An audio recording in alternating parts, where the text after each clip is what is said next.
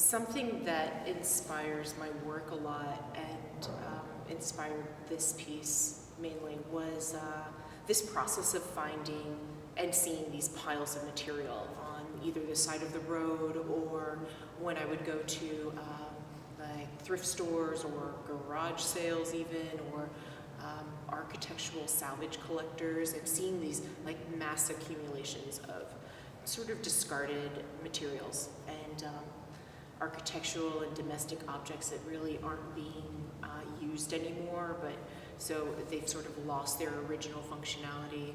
And so in a way, it's I'm inspired by this accumulation of these objects, and also what it is about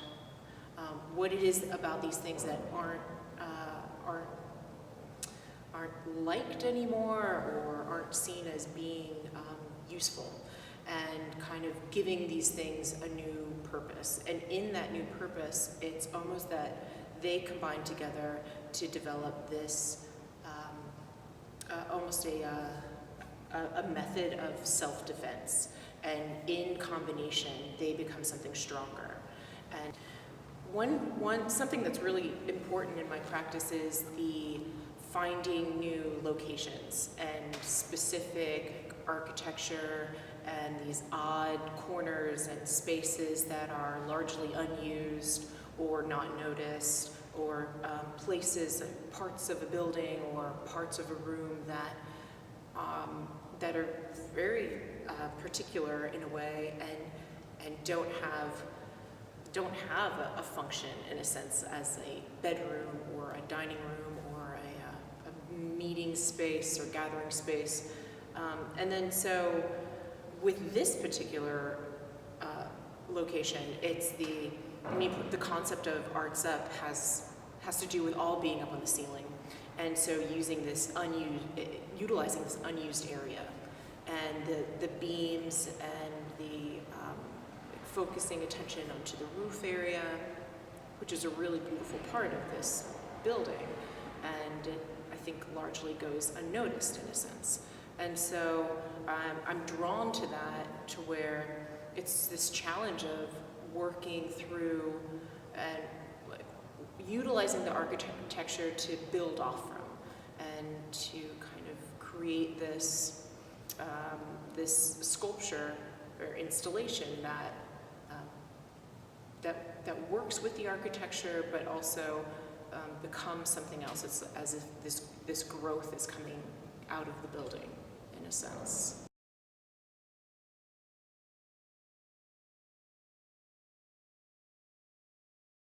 Yes, so it has this reference of either the domestic environment becoming a trap, or these objects that we're throwing away, how they come back and develop this method of self-defense.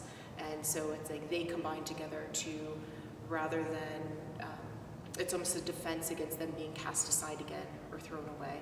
And it's this reference to man-trapping or trapping humans, because it's like, I guess we are also their kind of predators in a sense. We're the ones that would throw them away, and so it's to prevent that from happening.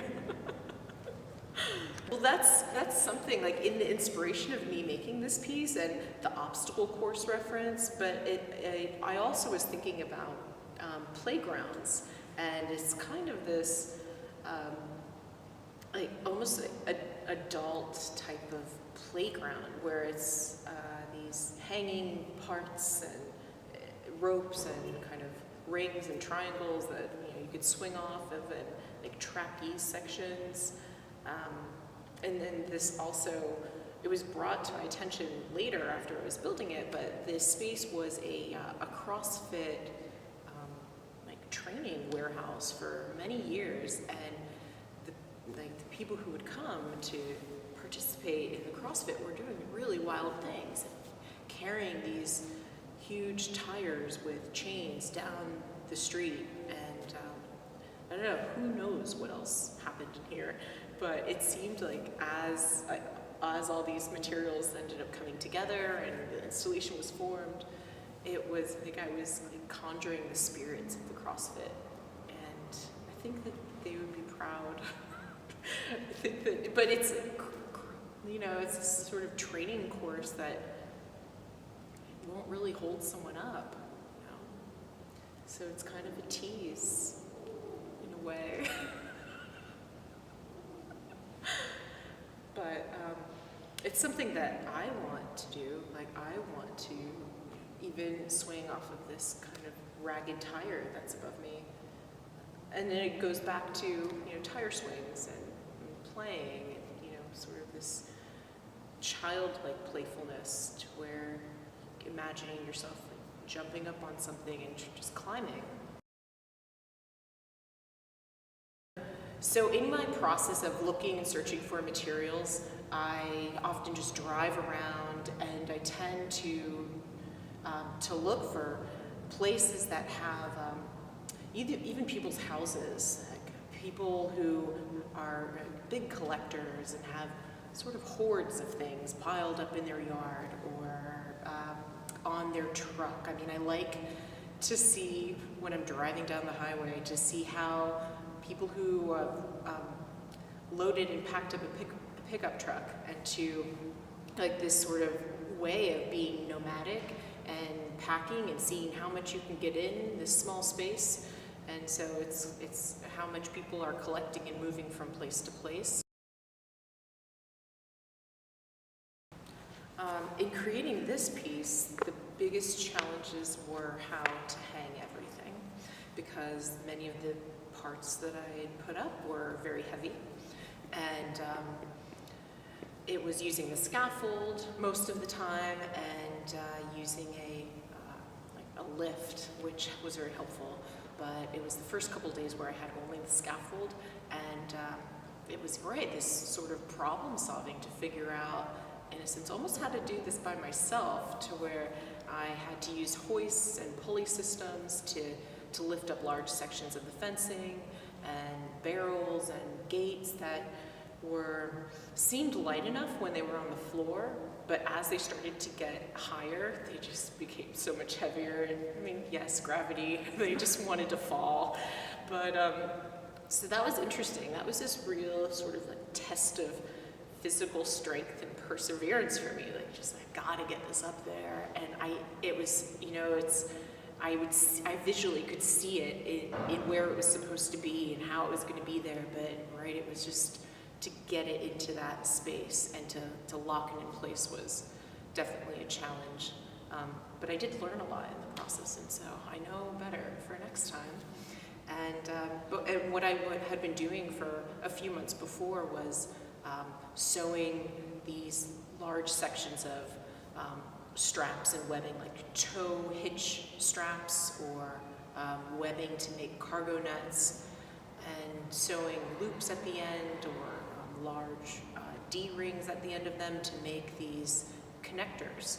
So I had this whole series of basically ropes that were able to support everything and just connect it all in a way that was definitely, that it's secure. And there's a lot of it up there, but it's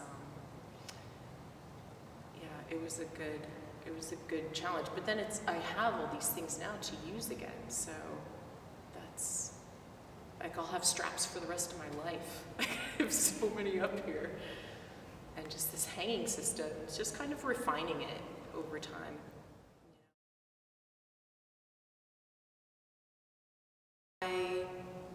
As I had the work in here, and when I first came in, everything was laid out all over the ground, sort of sprawled out, but then started to be gradually grouped into sections. And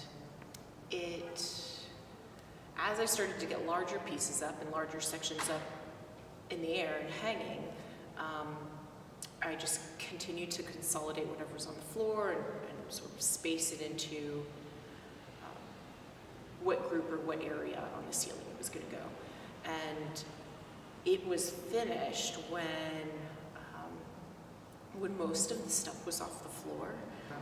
So it was just kind of these formal properties that made me feel like that it was all set in place, and there was this good level of balance throughout the whole room.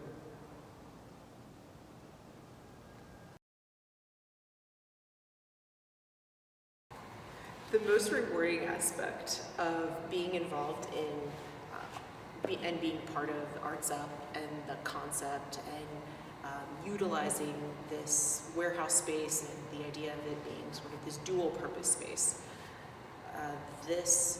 The whole experience of being involved in putting on such a large scale exhibition and making the installation has been really a great learning experience for my art practice in general, but then developing a much better understanding of what it takes to put on an exhibition and how many people are really involved into putting together such a big event, and promotional material and grant writing and marketing and documenting. And so it's just been a great experience in this way to now be able to work with this team of people and to sort of have them as a resource for future projects.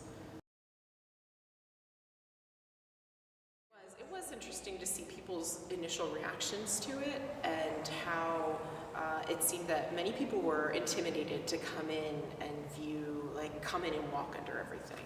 It's kind of this way that they had of viewing it from the outside, like just either from the front or even from the sides, but rather to really, it's almost where they didn't know where to start. And I understand that there's a lot to look at, and there are many different focal points all combined and mixed in. But it was interesting to see people's kind of confused look, but then after being in the space for a good 5-10 minutes, they would start to be a little bit more comfortable with it and be able to with their eye navigate and follow through the path.